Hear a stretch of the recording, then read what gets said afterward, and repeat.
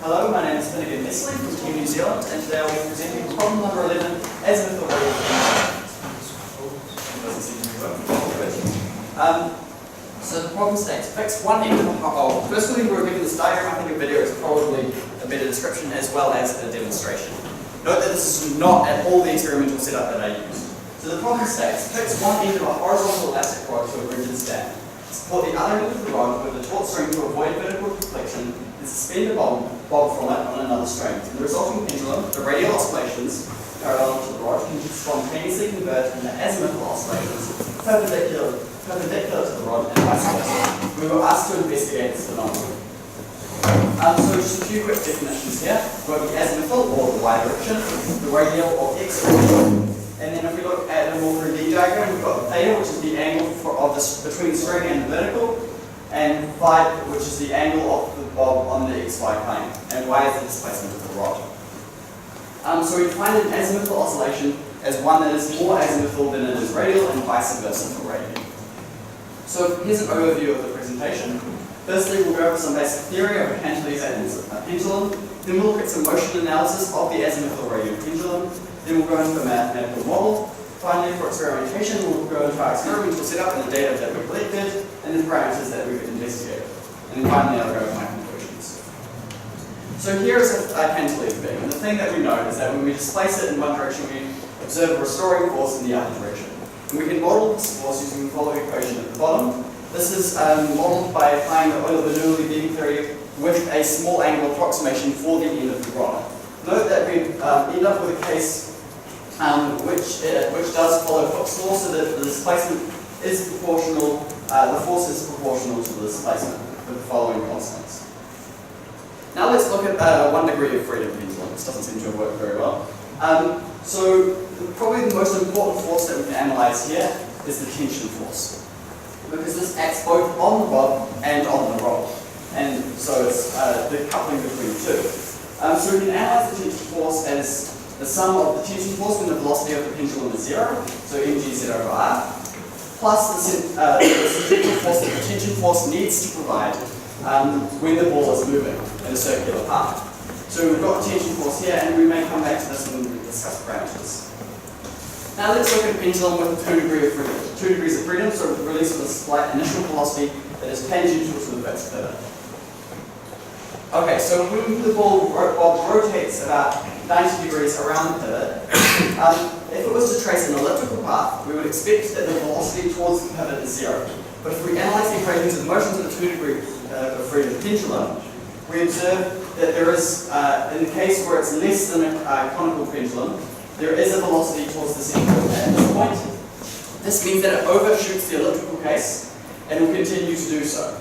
What this means is that if we look at the motion path of a 2 degree of freedom, which looks from the top view, which looks something like the following, we observe that the major axis of this elliptical shape rotates in the same direction that the ball is traveling around the pivot. We also note that if we increase the minor axis of this elliptical shape, that rotation rate will increase. So this is important for the azimuthal-radial pendulum. If we consider the case with initial conditions being the velocity shown there, once we get a bit past the rod, the diagram seems to have been a bit destroyed by the aspect ratio, unfortunately. I apologize, but it's also meant to act in the middle of the ball. We notice that the restoring force is towards the end of the rod and the velocity away from the end of the rod. However, because the tension force acts both on the ball and the rod will move to the side slightly, resulting in a more radial restoring force, which results in a more azimuthal velocity. So this both converts the oscillations from radial to azimuthal and creates the elliptical shape necessary for the major axis to process. So now if we move on to the azimuthal to radial case. So as I stated earlier, the conversion from radial to azimuthal results in the elliptical shape, and this we would expect for a fixed pivot to persist around constantly. However, if we take any point along the motion path shown with the bob, once again we notice that the restoring force is more radial than it would otherwise be.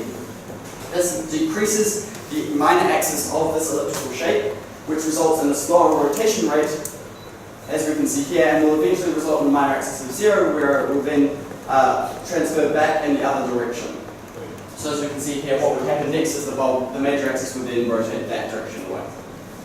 So now let's look at the modelling of the situation. And to do this we use Lagrangian modelling, because it's probably the best way to model the scenario.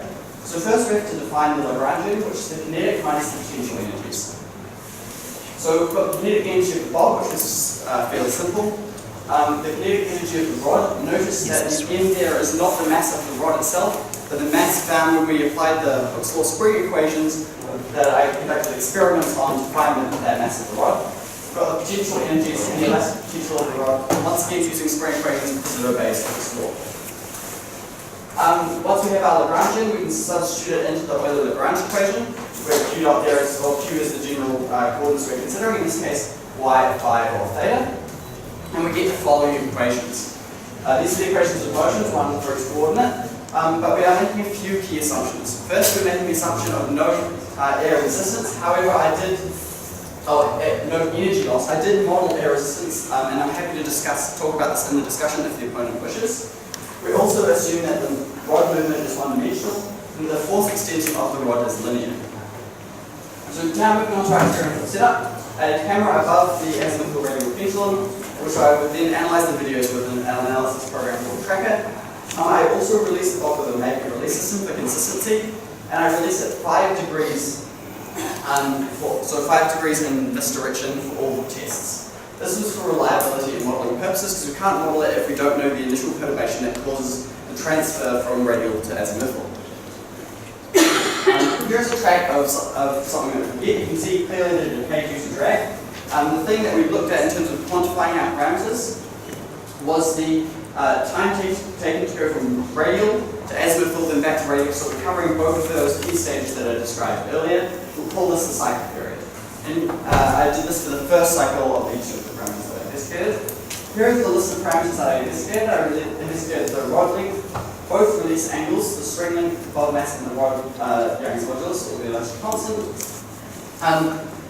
We probably won't have time to go into the release angle phi, so in the horizontal plane, and it's probably the least important parameter, but I'm happy to talk about this in the discussion.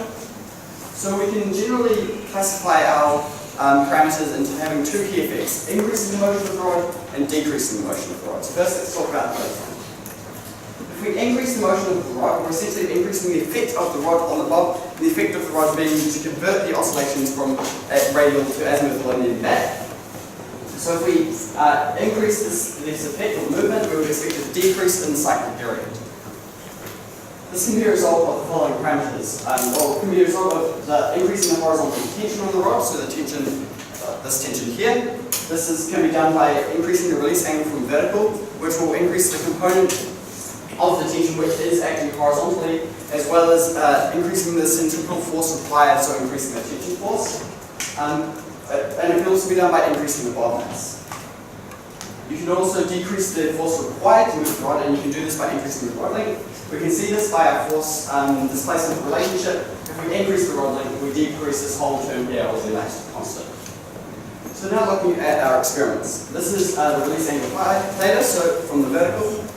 So if we increase the angle from the vertical, we decrease the time taken to go from radial to radial, and as you can see, our model fits fairly well, except for the one point. And I'm happy to discuss why sometimes individual points do not get the trend, but overall we can see that most of the points do get the trend. We can see this is the same for bulb mass. Note that I did test 2 different materials, and the aim of this was to see if drag had a massive effect on the period. If they did, because for a given mass you're changing the volume, so drag would have a different effect on each. If drag had a massive effect, you would expect that there would be a trend between the 2, but you can see there is not, so we can conclude that drag does not have a massive effect on the first period. We then looked at rod length. So this is quite an interesting graph, so we'll break it down a bit. So that should be covering the first stage here. The first stage is where we're approaching the case where the rod is a fixed pivot and the drag stops the pendulum before it can complete one cycle, so we don't observe any Azimuthal-Radial Pendulum here. Here is a section where we would expect, so the increased motion of the rod increases the effect, decreasing the time to go from radial to radial. In this section here, sorry, that's once again is wrong. The elastic constant is so low and the minor axis of the assembly ellipse becomes so large that it entirely skips azimuthal. So here's a video of what I'm saying, what I'm talking about. There is at no point a case where the oscillation is more azimuthal than it was radial. Finally, we have this cluster of points up here. This is what I'm going to call the second mode, and it's really interesting. This occurs when the spring constant is so low that the bob can switch sides in one direction. This means that we're getting 2 radial oscillations for every one azimuthal oscillation, but it's still going from radial to azimuthal, fulfilling the problem statement. So the next thing that we talk about is the parameters that decrease the movement of the rod. So this means that the rod has a smaller effect, so the cycle period should increase. This can occur as a result of increasing the string length, which decreases the centrifugal force, as well as increasing the period pendulum, the pendulum period, or we can increase the force required to move the rod, or increase the elastic constant. So here's where we can see the pendulum string length. Once again, we see the positive trend that we expect, and our model fits our data. Now this is the test that I did for elastic constant. I varied the rod material to do this. So you can see I tested carbon with 4 materials. I was able to get hold of with the same diameter and the same length of rod. I was able to test carbon fiber, aluminium, brass, steel. Sorry, you might not be able to see the axes as clearly as I can. This is the cycle period on this axis here and elastic constant on this angle here, or newtons per meter, with the units newtons per meter. And so I was able to test the elastic constant with a simple force displacement test on each of these rods. So to conclude, bending of the rod means the restoring force is more radial, so the radial oscillations convert into azimuthal oscillations. The azimuthal oscillations are semi-elliptical, and so the major axis rotates towards the radial. The more radial restoring force reduces the length of the minor axis, which reduces the rotation rate, so eventually it's zero, and then the process will repeat. In terms of my parameters, increasing string length, elastic constant increases the cycle period, and all other parameters decrease the cycle period. Thank you very much. Here are my acknowledgements and my references. Thank you very much. Thank you. I just have a few short questions, please. So on page 15, can you show your Wang again? I want to know how you found the mass of your rod. Okay, good question. So we know that essentially what I would do is I would take the rod, fix it at one point, and then measure the vibrational frequency and find that point on the rod. Yeah. So you measured or actually you wrote the elastic potential of the rod, and you said that it was actually verified to follow Cook's law. So yes, I am. And so for that, you're making a small angle approximation, so the rod does not move very much. Yes. Okay, so then we're testing the lower K classes. Is that why you didn't include your simulation? Yes, that's one of the reasons. I tried to simulate, model it there, and you can't model it there. Right. One of the reasons is that, and the other one is that the rod moves in the radial plane as well in that case. So in your simulation, if you started from a pure azimuthal direction, does it ever translate into a radial direction? No. Okay. Same for And in that case, what is your definition of the azimuthal direction, and what is your definition of radial? Azimuthal radial. So how do you measure that in your experiment? When is it actually going azimuthally, and when is it actually going radially? I define them as when the oscillation is more that way than the other, so we can use tracker. So as long as it's more, however, there's a range of values when it should it's going to be more. So you find the maximum. Yes, the maximum difference is that. And do you take into account when there's a lower K constant, for example, that the rod itself is moving, so your azimuthal and radial directions are changing? No, the azimuthal and radial directions are independent of the rod. So you assume that, okay, I understand. Then why do you think that is the least important angle, which is the starting angle, like the azimuthal angle? Yeah, so I think it's probably the least important because it's probably the most outside the bounds of the problem because the problem specifies radial to azimuthal conversion. So we started your experiments, you started in the azimuthal direction or in the radial direction? In the radial direction, 5 degrees off the radial. And how long were each of your experiments generally? Oh, it would vary, or I mean, you go to any of the different graphs, like minute-ish range.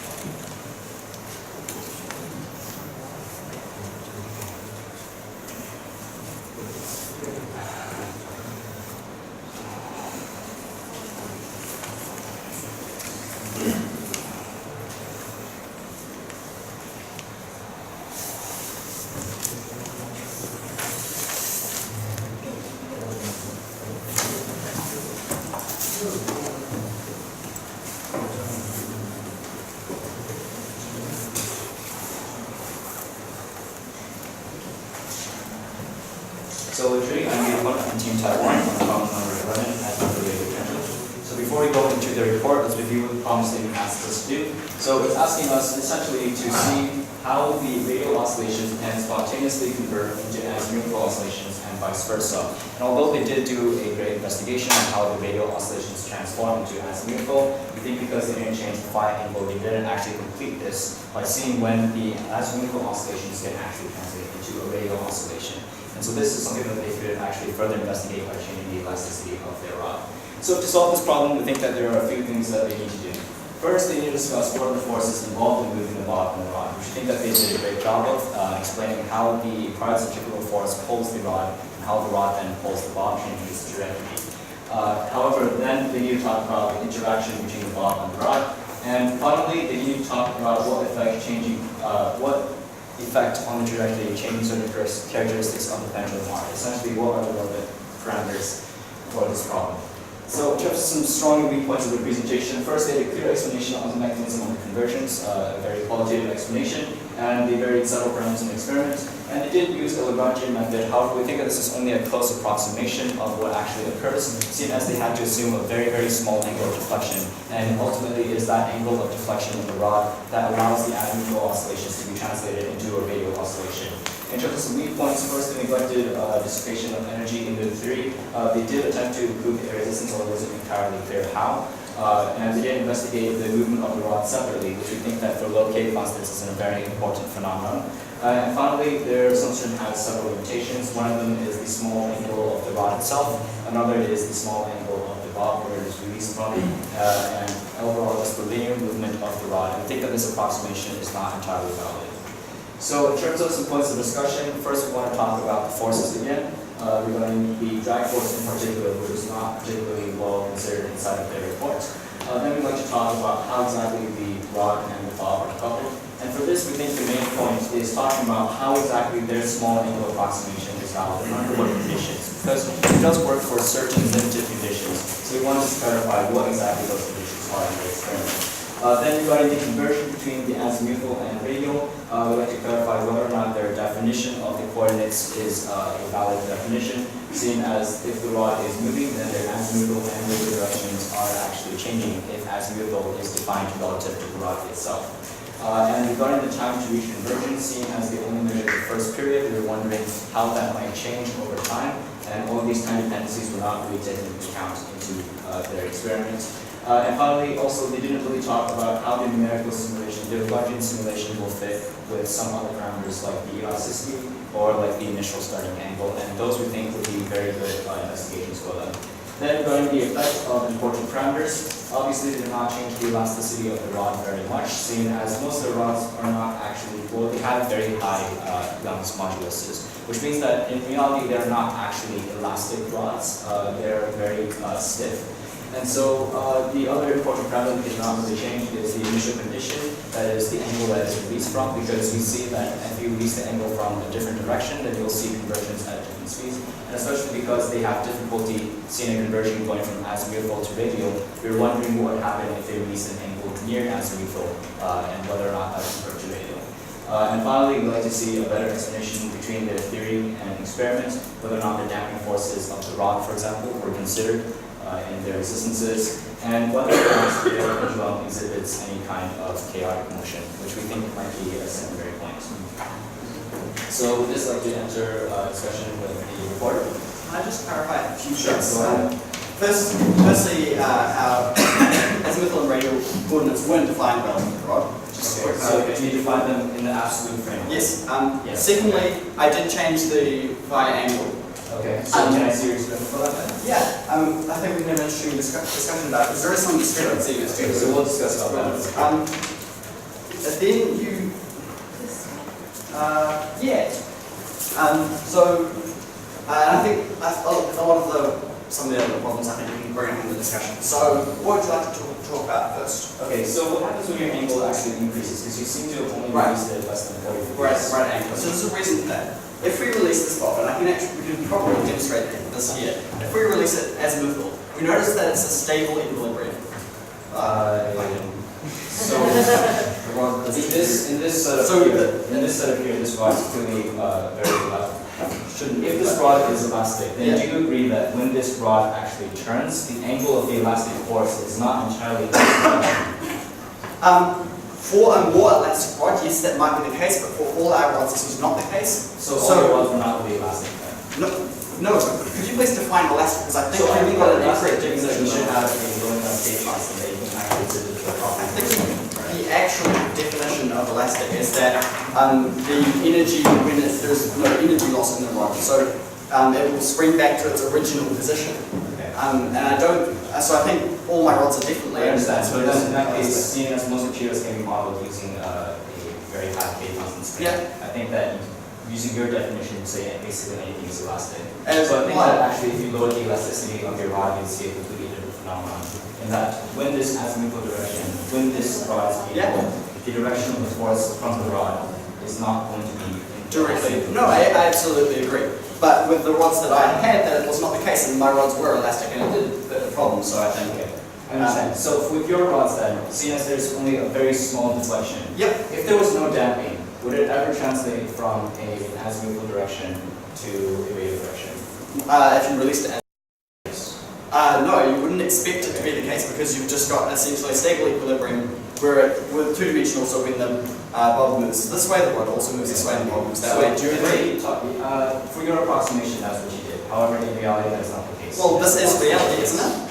No. You approximated this as a linear closed law. Yeah, and we observed that this was a reasonable estimate, I think, of the forces here. Because as I just discussed, this force is not always in this direction. No, it goes in a different direction. I agree with you, but in my experiments, it was pretty much only in that direction. So in your experiments, they were only in that direction. So it's a close approximation for your experiment. Okay. So regarding the motion of we talked a little bit about this. I'd like to go back actually to drag forces. Did you consider this as out of your experiments? In terms of the ground and holding, so yes. Can I just go to that slide? So can you just tell me, you included air resistance? Yes, I included air resistance for the how did you include that term? Okay, so I used the radial dissipation function, which states you can add the term to the end of the Lagrangian. Right. So was it proportional to your V or your V squared? I assumed it was proportional to V, and then I checked the Reynolds numbers for this case. So the V assumption is typically used for more laminar flow, and the V squared is typically more turbulent. I checked it, and it was more laminar than turbulent most of the time, so I used the V. Okay, then I agree with that. So this is sort of the shape that we get from our theory. because I did this recently, I went on to compare it to directly to experiment. Wait, yeah, you can see the dissipation there. So do you think there are other source of dissipation then? Perhaps maybe the damping of the system here? Yeah, so there's probably damping in the rod. I think because the bob is moving much more, that's going to be the more significant effect. But yeah, I definitely agree there is damping in the rod. Okay, thank you. Do you agree? Yeah, I agree with you, obviously. But if you were to actually include this inside your model, I think it wouldn't actually be enough to describe some of the motion because of the damping in the rod. Yeah, there might be some discrepancy, yeah, I would agree with that. So another thing regarding your conversion, if you release it from a radial direction, you'll never actually translate to an azimuthal direction in your theory. In the theory, no. Yeah, because it's... so in that case, how did you exactly do your theoretical lines when you're releasing it in the radial direction and comparing it? So that's what I specified in my presentation. When I was doing my experiments, so that I was able to check if my theory was valid, I released it at a slight angle of 5 degrees in this plane. So, okay, but in your experiment you released it in the radial direction? 5 degrees, this was in my experiment as well. So that is not really entirely radial. So it's not completely radial. So what is the effect of that, do you think? Well, sorry, one of the main effects, which is one of the reasons I did it, is it makes the release much more consistent because you're specifying the initial perturbation, and so you're reducing the error in that measurement.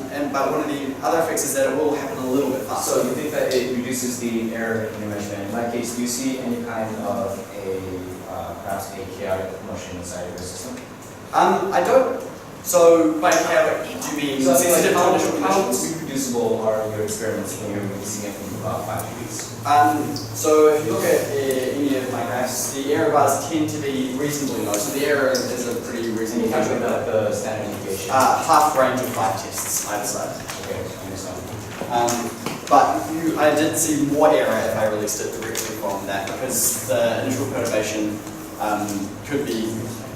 could occur at any time, could be different, if you know what I mean.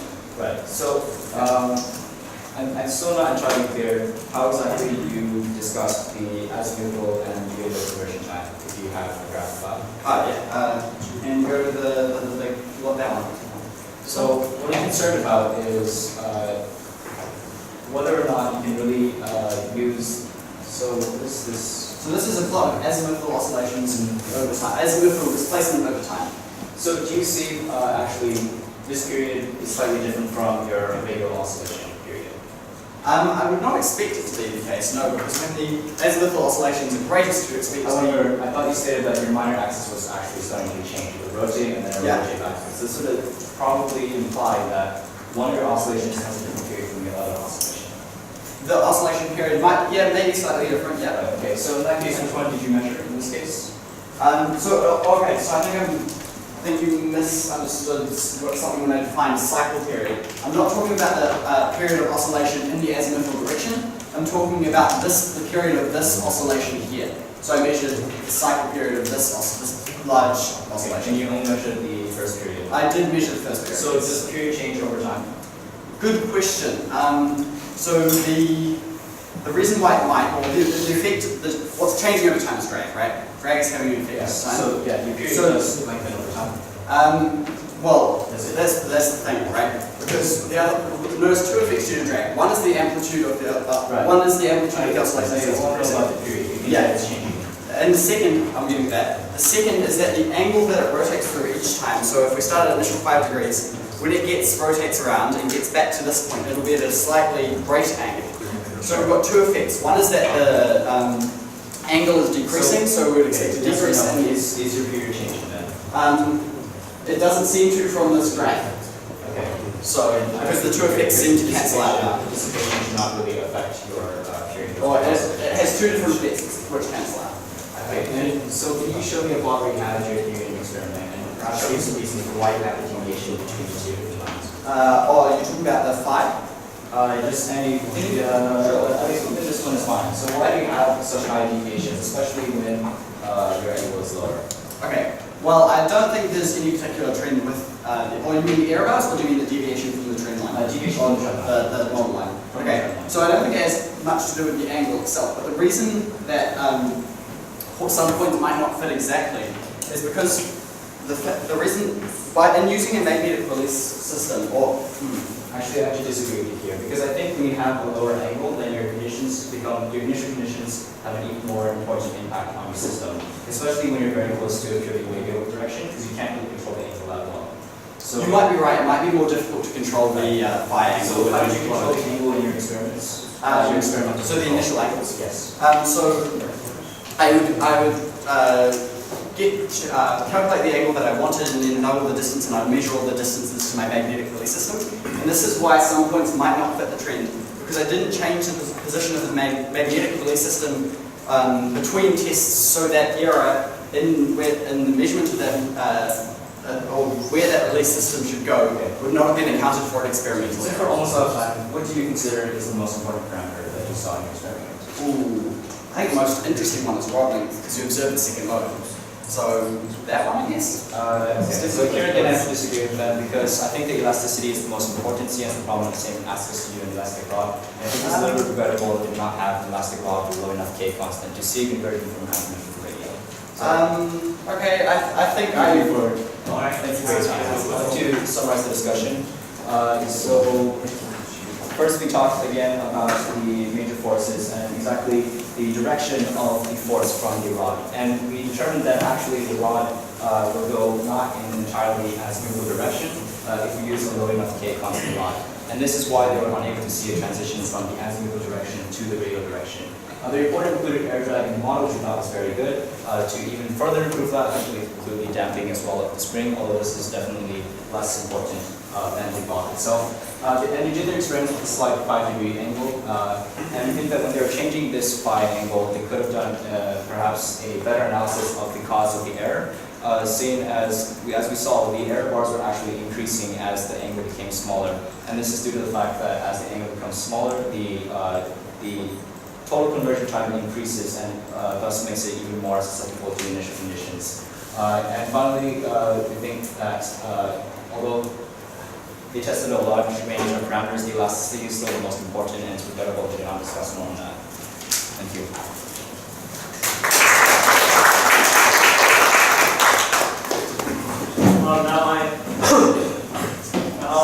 I'll ask a few questions about the reporter. First, to the reporter, do you, we are aware that the Lagrangian mechanics actually predicts the whole trajectory of the pendulum, right? Mm-hmm. Do you have a fit of where do you have to fit where you fit the numerical solution of the Lagrangian and the actual trajectory of the pendulum?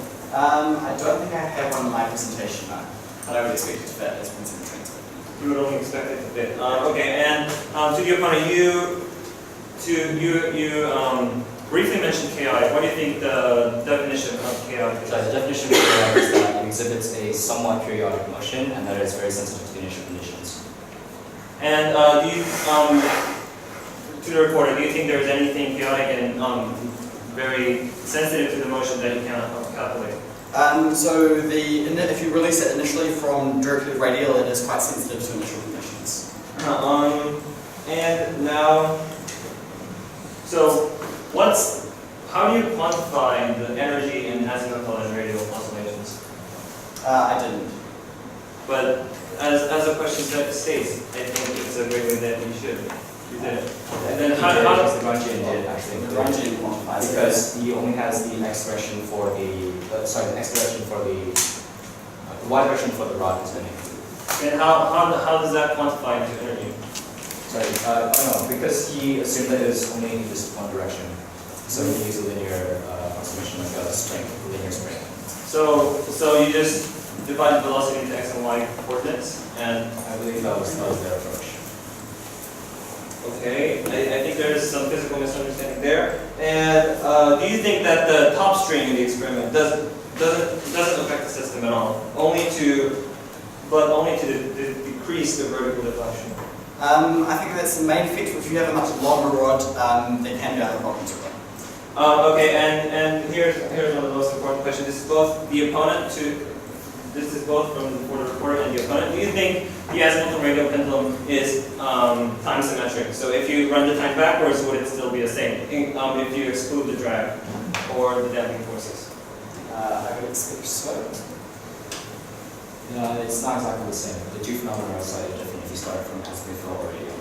Okay, in that case, yes. So you both agree that this phenomenon is not time symmetric. The phenomenon is time symmetric, yes, but yes, it is time symmetric. So if you stimulate the system into a pure radial motion, it will turn into an azimuthal motion. But if you stimulate into the azimuthal motion, but it won't turn into radial motion. The important thing is if you do radial first, then when it is at azimuthal, there's an elliptical shape of the motion. I understand. Okay.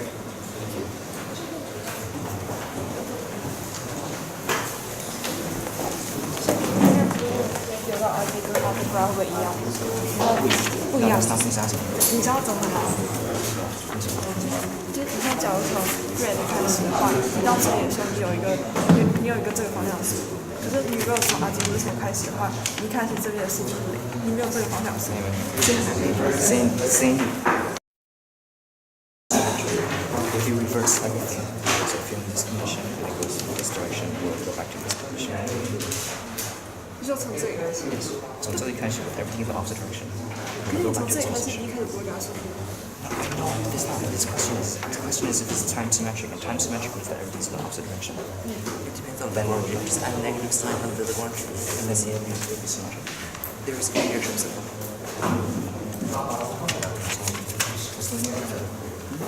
damping.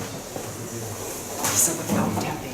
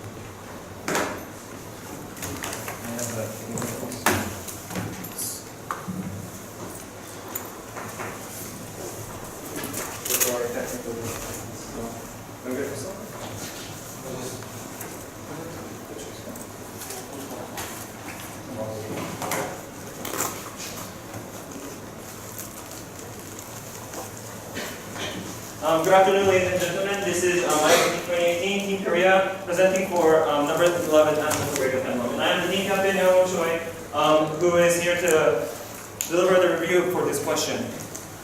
Now, for the summary of the report, the key point was the restoring forces in the radial direction and the elastic condition, and it was both analyzed quantitatively and qualitatively. So the theoretical progression was the physics of the cantilever, the force analysis in different degrees, and its quantitative analysis with the Lagrangian model and the Euler-Lagrangian equation. And the experimental progression was to basically map the trajectory of the bob and use their defined coordinates to see how the radial oscillation, the radial energy turns into azimuthal energy. Now, for the strong and weak point of the reporter, the geometric setup was adequately suggested, and the force and motion analysis, including the Lagrangian model, was fair, but the mechanic of the elastic rod was only approximated into small oscillation, but not into great detail. And there are some intertwined parameters like rod length and intensity, elasticity angle that was not analyzed separately. And the problem statement, which states vice versa, that needs to turn the azimuthal oscillation into the radial oscillation, was neglected. Now for the opposition, the opposition mainly pointed out the pros, which was the clear explanation, but it neglected the dissipation of energy with the movement of the rod separately, and the limitations of some assumptions. So, and the discussion points were the following.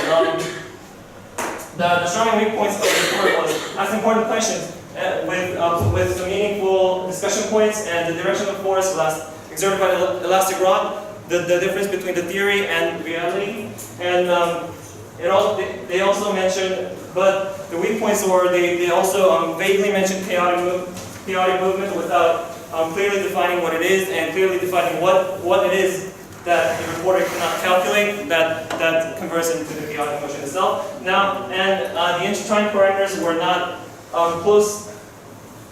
The intertwined parameters were not closely examined because as you change the material and length of the rod, the respective intertwined parameters also changes, including the damping factor of the rod. And there was a lack of time management, which the air resistance was not a major force as long as it was included in the Lagrangian itself, and we couldn't get we couldn't get a clear answer from the reporter.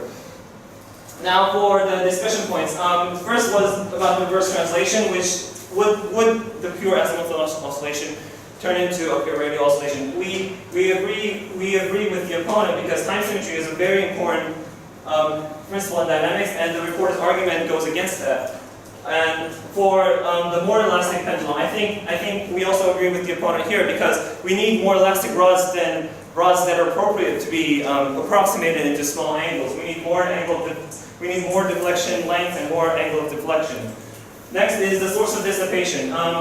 I think there was a little misunderstanding of the opponent of the reporter. The source of dissipation were taken into account, and we agree with it there. This Lagrangian mechanics is a very important factor in energy dissipation. And finally, the control of the experiment. There was an agreement and some deviations. Now, to point out some physics, there are some intertwined parameters, and for the more elastic pendulum, the Lagrangian does not hold.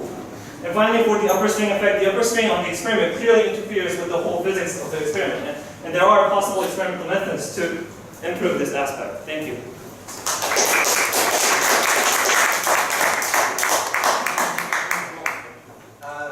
Firstly, I'd just like to thank the reviewer and the opponent for a great discussion. I'd just like to go over some of the points that the reviewer brought up first. I did justify the assumption of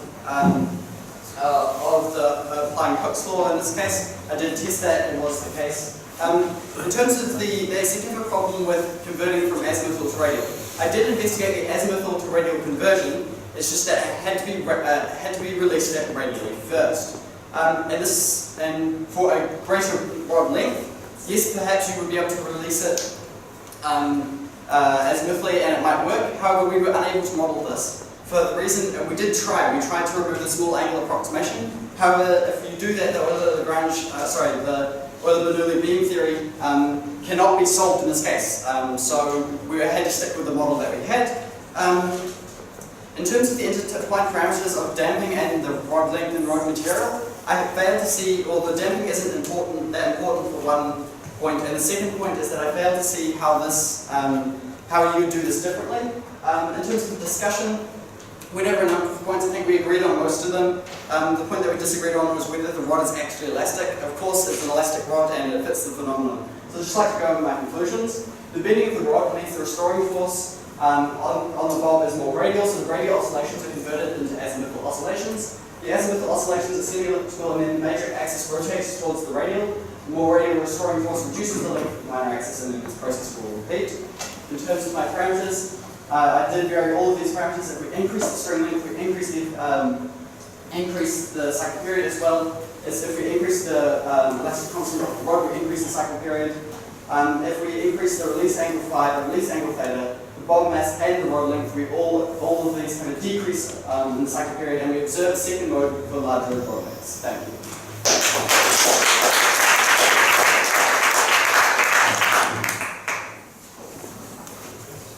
Show the slide with the Lagrange equation, actually the kinetic energy of the rod. You have said that the kinetic energy of the rod is 1/2 m y dot squared. Yeah. So which y do you think is that? Y is, so because of the way that I approximated it, or because of using Hooke's law, is the y of this length, but the mass is not the mass of the rod. The mass is mass approximated by, if we approximate it as a spring, which I measured by measuring the oscillation, the period of the oscillations of the rod. Okay. So I have one question to the reporter. Can you please show slide number 43? Yeah. So here we have comparison between theoretical and experimental azimuthal deviation, right? Yeah. Okay, so did you compare them? No, I haven't compared them directly because I didn't. I modeled the drag just here while I was here, and so I don't check the initial conditions of this to be able to model the two. But we can see this was just to demonstrate that the trees do look similar in this case. They just look similar. Are they? I wasn't able to find the initial conditions for that, so I wasn't able to compare them. Although I would have liked to, and I will in the literature. Okay. So I have a question for all three of you. So what is the primary, the physical reason for the energy loss? What's the primary physical reason for the energy loss in the system reported? Momentum transfer to the atom.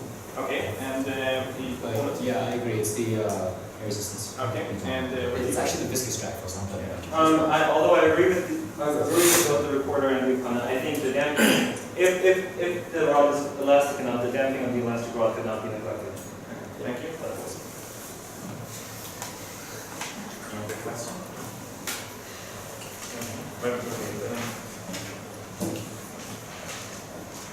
Do you think that the initial conditions, meaning the initial angles, are the parameter of the system? Can you consider them as a parameters of the system? What do you mean by parameter of the system?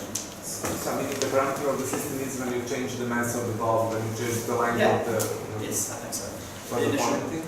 Yeah, I think so as well because it's included inside the Lagrangian as one of the change. And so to do the reporter. So can you show us your Lagrangian? The full. The full Lagrangian. Yeah. No, it's not the motion equation, the Lagrangian itself. Oh, the Lagrangian itself? So, One yeah. four. You mean number four? Yeah. Yeah. Yes. So the bulb in this case, is this assumed to be a point mass? Yes, it is. Yes. Have you checked the validity of this assumption? I have not, but you can kind of make a circular argument that it fits and therefore is reasonable. But Any other questions? Yes, if you have time, I have allowed. Okay. So, is there any set of parameters that this phenomenon does not happen? yes. Can you, yeah. And I mentioned Have you this. observed that in your experiments? Yep, and I did, and I showed them on the graph. That you go to the length graph and go straight back. So if you've got a really small rod length, then drag stops before one period occurs. Okay, can you go back to It's evolved very fast. So now we can see. Okay. here it doesn't work, here it doesn't work, and here it doesn't work. So this is for rod length. And I want to see what is on the rod length. Okay. Is there any other parameter? Yes, I'm sure there is. If you release the theta small enough, damping would probably affect it before it got around. Just trying to think of any others. Phi. If you release it, as we discussed, if you release it in this direction, it's not going to occur. Okay, I think it really just all boils down to whether or not the rod is moving. So if you have a very short length, then obviously the rod will not move very much, and so it can't hit it. And also if you have a very high K constant, as they did in their experiment, it's not as obvious. Okay. Thank you. Yeah, perfect. To both opponent and reviewer. So you mentioned. So first opponent, what is the definition of a chaotic system? Like how do you measure if a system is chaotic or not? Just short. There's a measurement called the Lyapunov time, and there's a very actually distinct definition for it. I don't remember the exact, but basically it's. And reviewers, do you want to add anything to that? That means that if there's a delta of deviation at the initial constant, but with respect to time, there's an exponential. There's the deviation increases exponentially, but I don't think that's the case in this phenomenon.